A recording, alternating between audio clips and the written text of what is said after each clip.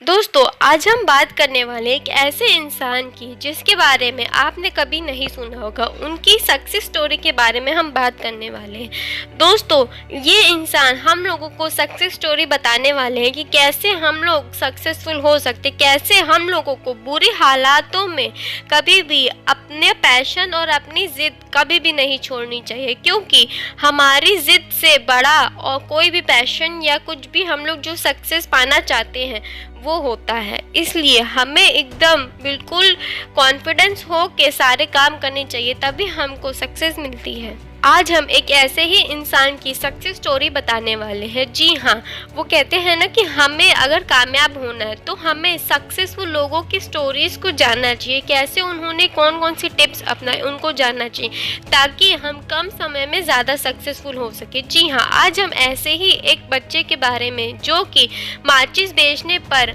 अपनी ज़िद और जुनून के चलते खड़ी कर दी अरबों की कंपनी ज़िद और कामयाबी की अद्भुत दास्तां के बारे में हम आपको बताने वाले। दोस्तों, वीडियो स्टार्ट करने से पहले हम आपको बता दें कि ये सक्सेसफुल स्टोरी के 2 पार्ट्स होने वाले हैं। एक वीडियो आपको आज मिलेगी और एक वीडियो आपको कल इसी टाइम 7 PM में मिलेगी। तो आप हमारे साथ जुड़े रहिए इन दोनों पार्ट्स को देखने के लिए। तो चलिए वीडियो को स्टार्ट करते हैं। दोस्तों, यह कहानी है स्वीडन के एक छोटे से गाँव में गरीब किसान परिवार में जन्मे एक बच्चे की, जिसका नाम इंगवार रखा गया। इंगवार का जन्म 23 मार्च को 1926 में हुआ था। दोस्तों, यह स्वीडन के इतिहास का एक ऐसा दौर था जब स्वीडन बहुत गरीबी के दौर से गुजर रहा था। उस समय स्वीडन का अर्थव्यवस्था की हालत काफ़ी बिगड़ी हुई थी। पिताजी किसान थे जिनकी अपनी ही ज़मीन थी। उसी ज़मीन पर वो खेती करते थे और उसी से वो अनाज सब्जियां उगाकर अपना परिवार का पेट पालते थे। और दोस्तों, उनका घर भी खेत की ज़मीन पर ही था। बाकी घर के खर्चों को चलाने के लिए इंगवार के पिताजी प्रायः सुबह जल्दी उठकर जंगल जाते थे। वहाँ से अच्छी किस्म की लकड़ियाँ काट लेते थे और उन्हें बाजार में बेचकर अच्छी खासी रकम कमा लेते थे। इंगवार की उम्र जैसे जैसे थोड़ी बड़ी हुई तो वह अपने माता पिता के साथ खेत में कुछ न कुछ काम करने लगे।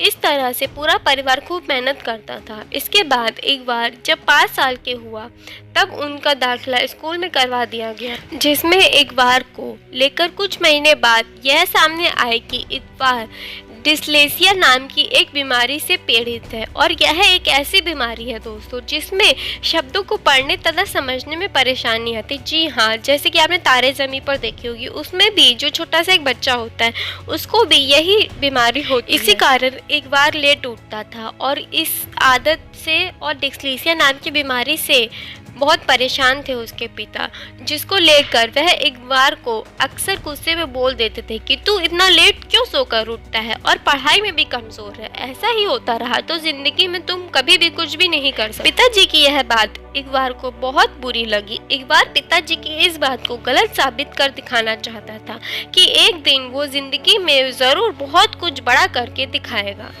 एक बार की लेट उठने की आदत से वह स्कूल हमेशा लेट पहुंचता था, जिस वजह से मास्टर जी और पिताजी उसको खूब सुनाते थे। एक बार ने एक दिन ठान लिया कि वह अब खुद की इस आदत को सुधार करे और मुझे अपने साथ के बच्चों से ज़्यादा पढ़ना होगा ताकि मैं उन तक पहुंच सकूं।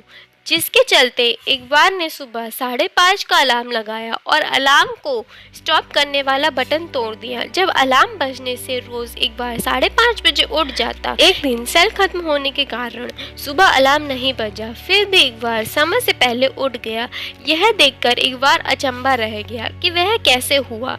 अलार्म भी नहीं बजा और मेरी आंख अपने आप खुल गई। अब रोज सुबह जल्दी उठने की आदत के चलते एक बार खूब मन लगाकर पढ़ाई करता ताकि वे इस डिस्लेक्सिया नाम की बीमारी को भी दूर कर सके। सब्सक्राइब कीजिए द फैक्ट गर्ल को डेली 2 PM और 7 PM के इंटरेस्टिंग और रैंडम फैक्ट्स के सफर के लिए। जैसा कि आप जान रहे हैं कि हर तरफ लॉकडाउन हो गया है, कोई भी कुछ भी काम अच्छे से नहीं हो पा रहे हैं। और दोस्तों, इसी समय का अगर आप फ़ायदा उठाते हैं तो आपके लिए बहुत ही बढ़िया होगा। आप घर बैठे एक न्यू स्किल सीख सकते हैं। इसमें आप सीख सकते हैं fabric designing, fashion illustration, embroidery, home decor, jewellery designing, garment making और 30+ क्रिएटिव कोर्सेज।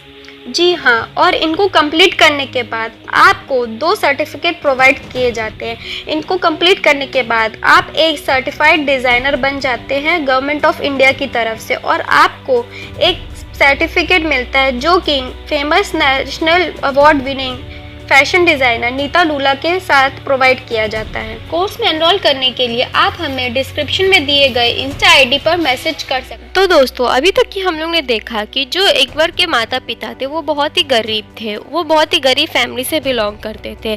वो किसी तरह अपने खेत में काम करके और जंगलों में जाके लकड़ियाँ इकट्ठा करके अपने परिवार का गुजारा करते थे, और साथ ही जो एकबार थे वो भी उनका इस काम में हाथ बटाने लगे। और 5 साल की उम्र में उनका स्कूल में दाखिला हुआ, और थोड़े दिनों बाद उनको यह पता चला कि एकबार को एक बीमारी है जिसमें पढ़ने और लिखने में कठिनाइयाँ आती हैं। तो इस बीमारी के चलते वह स्कूल में लेट जाते थे, और उनके माता पिता ने भी उनको बहुत सुनाया।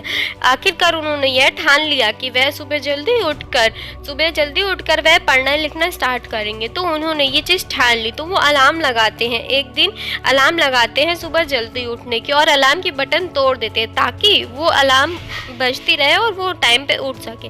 एक दिन उसी अलार्म के सेल खत्म जो एक बार थे वो उस दिन बिना अलार्म के उठे, और उनको यह बहुत अच्छा भी लगा कि वह आज अपनी मर्जी से उसी टाइम पे उठ गए। तो चलिए आगे स्टार्ट करते हैं।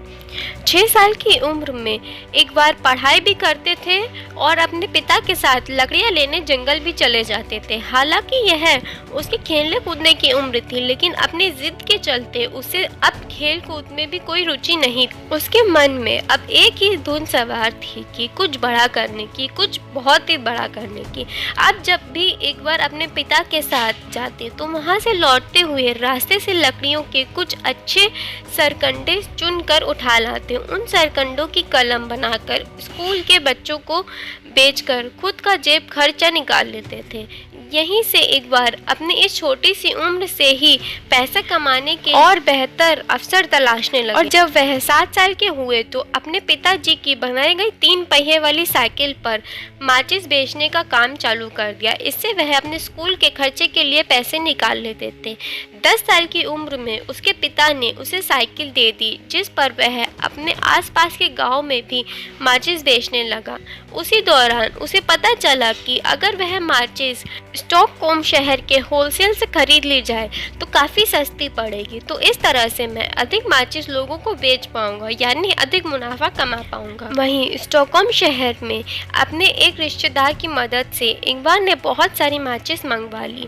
अब वह इन माचिसों को पहले से भी कुछ कम दाम में बेचा। इसमें भी इकबाल को सब खर्च निकालने के बाद पहले के मुकाबले काफ़ी पैसे बच जाते थे। लेकिन जब इकबाल 12 साल का हुआ तो अपने इस आय से बड़ी कक्षा का खर्च निकालना मुश्किल हो गया। तब इकबाल ने अपनी आय को और बढ़ाने के लिए कुछ डेकोरेशन वाले प्रोडक्ट्स भी खरीद कर बेचना शुरू किया। साथ ही बॉल पेन और पेंसिल भी बेचने लगे। बॉल पेन बेचने से जब कुछ मुनाफा हुआ तो इकबाल ने होलसेल से बहुत मात्रा में बॉल पेन खरीदना चाहा, लेकिन उसके पास इतने पैसे नहीं थे कि खरीद सके। तब इकबाल ने बैंक से $63 का लोन लिया, और यह उसकी लाइफ का पहला और आखिरी लोन था। उसने अपने सामान के स्टॉक के लिए एक छोटी सी झोपड़ी बनवा ली। साथ ही वह अपने पिता के साथ जंगल जाकर कंस्ट्रक्शन के काम में आने वाली लकड़ियों की मदद से करता था। लेकिन इन सब कामों के बावजूद उसने पढ़ना नहीं छोड़ा। लेकिन 20 साल तक आते आते अब अपने बिजनेस को आगे बढ़ाना चाहते थे, जिसके लिए उनको अपने बिजनेस के लिए अधिक समय देना अनिवार्य था। इसी के चलते इकबाल ने अपनी पढ़ाई छोड़ दी। अभी तक इकबाल साइकिल पर घूम घूम कर माचिस और डेकोरेशन जैसे अन्य सामानों को बेचने से उसके पास काफ़ी अच्छी जानकारी इकट्ठा हो गई थी। उसमें उसे यह समझा कि उसके पास आसपास के इलाकों में लकड़ियाँ की बहुत सी चीज़ें बनती हैं, और कौन सा सामान कहाँ से और कितना सस्ता मिलेगा, इन सब बातों का ज्ञान इकबाल को अच्छे से हो गया था। अपने जमा किए गए पैसों से अधिक सामान खरीदने तथा उन सामान को स्टोर करने की जगह अब नहीं थी, जिसके चलते इकबाल ने जमा किए पैसों से मेल ऑर्डर बिजनेस करने का फैसला किया जिसमें सामान को स्टोर करने की ज़रूरत नहीं रहती। इकबाल ने आसपास लकड़ी का सामान बेचने वाले कुछ लोगों से बात की जिसमें उसने अच्छे से उनके रेट जैसी कई अन्य जानकारियां इकट्ठा कर ली। इसके बाद इकबाल ने आसानी से मिलने वाले ऐसे ही सामानों के लिए कैटलॉग छपवा लिए जिससे शुरुआत में picture frame, purse, ball pen जैसी कई छोटी चीज़ें शामिल। उस जमाने में इस प्रकार का बिजनेस आज के ऑनलाइन बिजनेस जैसा ही चलता था जिसमें दूर दूर तक की केवल कैटलॉग में छपी जानकारी के माध्यम से ही ऑर्डर लिया जाता फिर उसे मेल ऑर्डर से भेज दिया जाता था और पैसा भी डाक के जरिए भेज दिया जाता था। एक बार बहुत कम मार्जिन पर बिजनेस करने में विश्वास रखते थे जिससे कि ऑर्डर ज़्यादा आए और मैन्युफैक्चर से ज़्यादा माल खरीदने पर अधिक डिस्काउंट ले सकें। धीरे धीरे इकबाल की इसी रणनीति से बिजनेस का अच्छा चलने लगा। इसके बाद इकबाल ने कैटलॉग में फर्नीचर जैसे बड़े सामान शामिल होने लगे और बॉल पेन जैसे छोटे सामान लिस्ट से गायब होने लगे। पिताजी के साथ काम करते करते इकबाल को लकड़ियों की अच्छी पहचान हो गई थी जिसके चलते अपने पिता की मदद से लकड़ियों को लोकल मैन्युफैक्चरिंग फैक्ट्री में देकर फर्नीचर तैयार करने वाला ऑर्डर देते थे। फिर उन फर्नीचर को कम मार्जिन पर बाजार में बेच देते। इकबाल के फर्नीचर की गुणवत्ता को देखते हुए बाजार में इकबाल के फर्नीचर की डिमांड खूब बढ़ने लगी।